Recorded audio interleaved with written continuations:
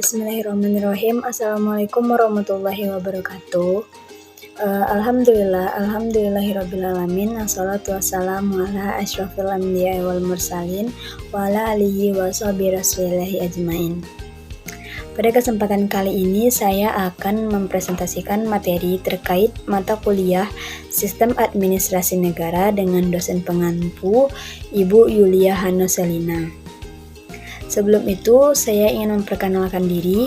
Perkenalkan, nama saya Angel, NIM 21042246 dari jurusan Ilmu Administrasi Negara, Fakultas Ilmu Sosial, Universitas Negeri Padang. Pada kesempatan kali ini, saya akan mempresentasikan dan menjelaskan tentang materi perencanaan pembangunan.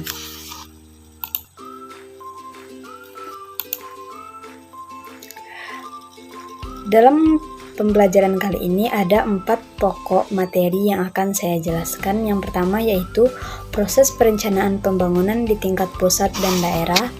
Yang kedua, organ atau lembaga yang terlibat dalam perencanaan pembangunan. Yang ketiga, hubungan pemerintah, swasta, masyarakat dalam perencanaan pembangunan. Dan yang keempat, mainstreaming SDGs dalam pembangunan di Indonesia. Yang pertama, saya akan menjelaskan tentang proses perencanaan pembangunan tingkat pusat dan daerah. Sebelum itu, kita harus tahu dulu apa itu perencanaan pembangunan.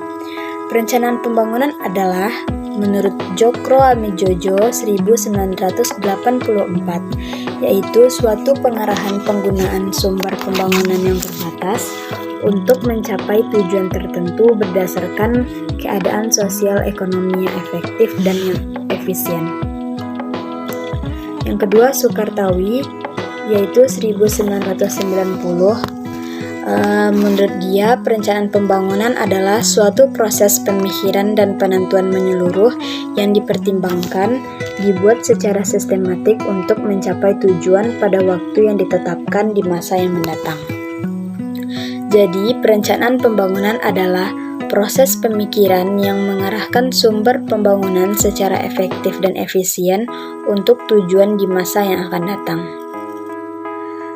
Sesuai ketentuan Undang-Undang Nomor 25 Tahun 2004 tentang Sistem Perencanaan Pembangunan Nasional (SPPN) dan Peraturan Pemerintah Nomor 4 Tahun 2006 tentang Tata Cara Penyusunan Rencana Pembangunan Nasional, bahwa sistem perencanaan pembangunan merupakan siklus perencanaan yang mencakup 5 pendekatan dalam seluruh rangkaian perencanaan.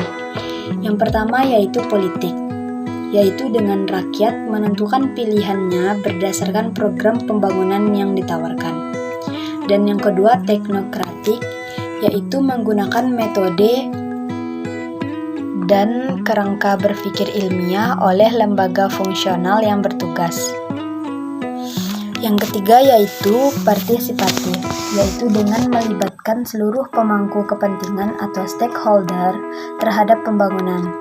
Yang keempat atas bawah atau top down dan bawah atas atau bottom up, yaitu pendekatan ini diselaraskan melalui musyawarah yang dilaksanakan di tingkat nasional, provinsi, kabupaten, kecamatan, desa atau kelurahan. Penyusunan RKPD atau Rencana Kerja Pemerintah Daerah melalui urutan kegiatan yaitu penyiapan rancangan kerja, musyawarah perencanaan pembangunan, dan penyusunan rancangan akhir RKPD. Yang kedua, organ atau lembaga yang terlibat dalam perencanaan pembangunan. Menteri Perencanaan Pembangunan Nasional atau PPN atau Kepala Badan Perencanaan Pembangunan Nasional Bappenas, Andrinov Caniago, mengungkapkan bahwa ada 4 lembaga. Yang pertama, Badan Pengawas Keuangan dan Pembangunan. Yang kedua, Bappenas. Yang ketiga, Kantor Staf Presiden. Dan yang keempat, Sekretariat Kabinet.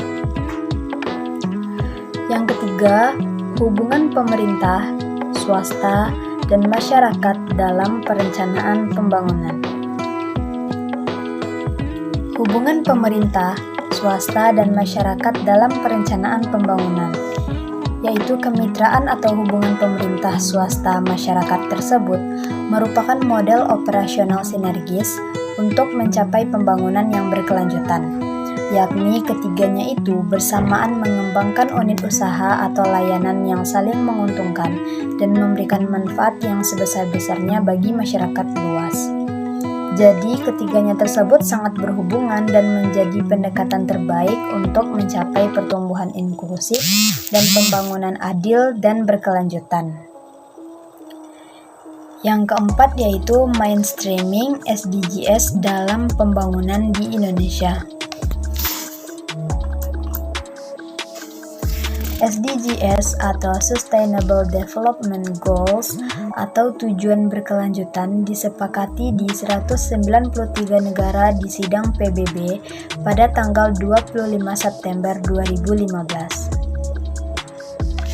Ada 17 tujuan SDGs, yaitu yang pertama tanpa kemiskinan, tanpa kelaparan, kehidupan sehat dan sejahtera, pendidikan berkualitas, kesetaraan gender, air bersih dan sanitasi layak, energi bersih dan terjangkau, pekerjaan layak dan pertumbuhan ekonomi, industri inovasi dan infrastruktur, berkurangnya kesenjangan, kota dan komunitas berkelanjutan, konsumsi dan produksi yang bertanggung jawab, penanganan perubahan iklim, ekosistem laut, ekosistem daratan, perdamaian, keadilan, kelembagaan yang tangguh, kemitraan untuk mencapai tujuan.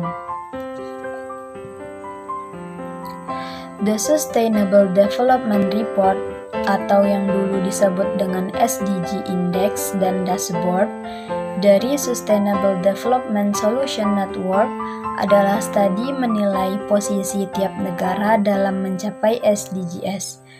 Indonesia melalui Badan Pusat Statistik atau BPS, Kementerian Perencanaan dan Pembangunan Nasional atau Kemen-PPN bekerja sama dengan lembaga terkait melakukan studi guna memantau, mengevaluasi, melaporkan kinerja pelaksanaan komitmen Indonesia dalam mengadopsi SDGs. Baiklah, cukup sekian penyampaian materi dari saya. Semoga dapat dipahami. Apabila ada kata-kata saya yang salah, mohon dimaafkan, karena kesempurnaan hanya milik Allah. Wabillahi taufiq wal hidayah. Assalamualaikum warahmatullahi wabarakatuh.